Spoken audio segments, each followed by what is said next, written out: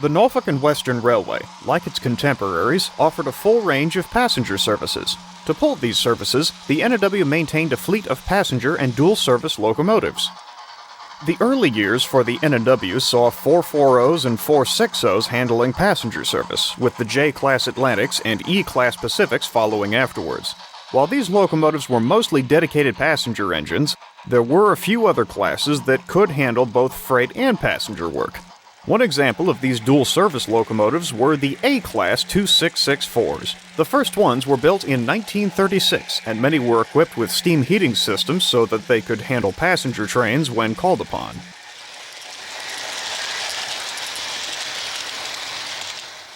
We'll follow this A-Class as she easily whisks a passenger train down the line.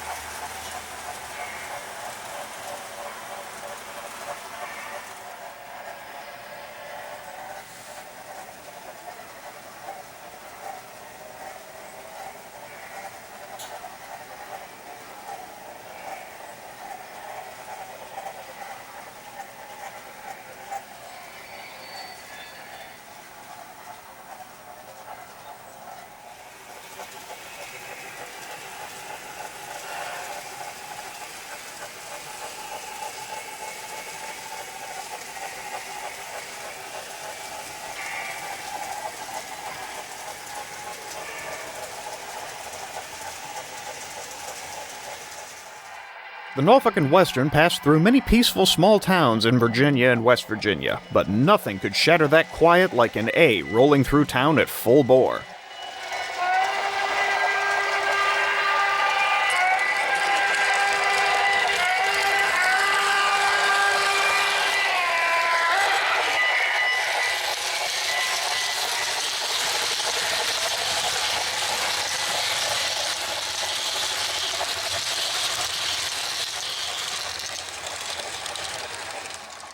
Another mainstay of the N&W passenger fleet was the K-Series mountain types.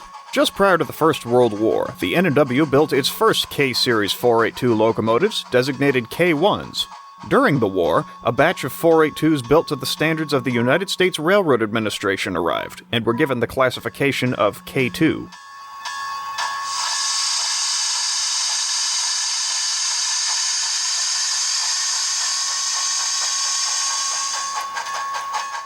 We'll follow K2 number 119 pulling a short local passenger train.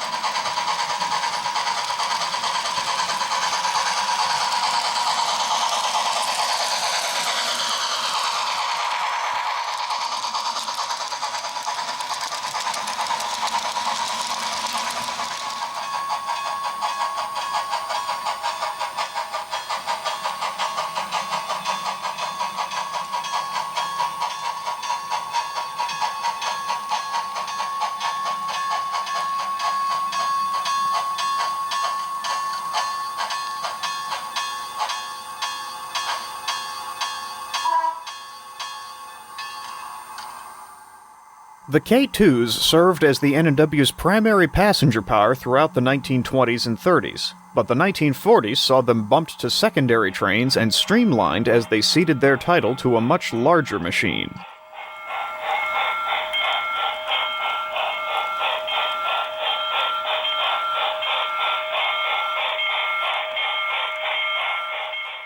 The J-class Atlantics had all been retired in the 1930s, leaving that classification open for these new locomotives with a 4/8/4 wheel arrangement to take up. The new J-class locomotives had small driving wheels compared to other 4/8/4s of the time, but their rods and running gear were so precisely balanced that the locomotives could still achieve high speeds. One was recorded at 110 miles per hour during a test run on the Pennsylvania Railroad's Fort Wayne division.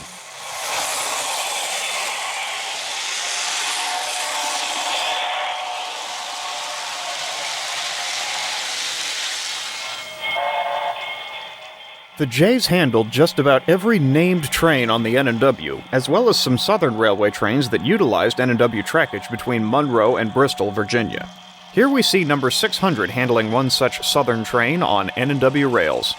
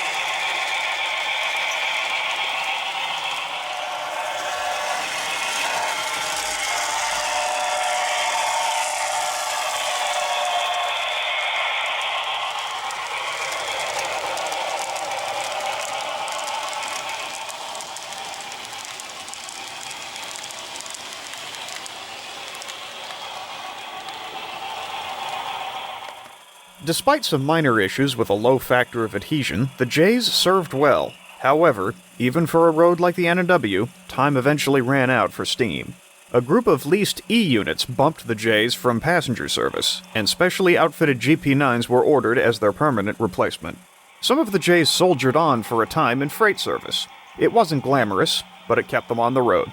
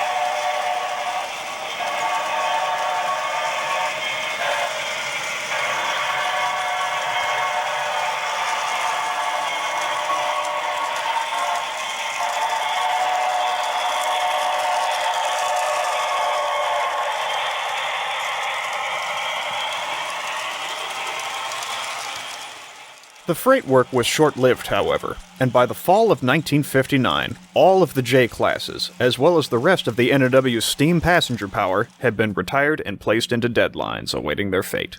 Of all the NW's dedicated passenger power, only one E2A Class Pacific and one J Class Northern remain today. One dual-service A Class also remains, but all other NW steam survivors are freight engines. While many classes of NW steam passenger power may be extinct, model railroaders play a small role in keeping the memories of these machines alive in HO scale.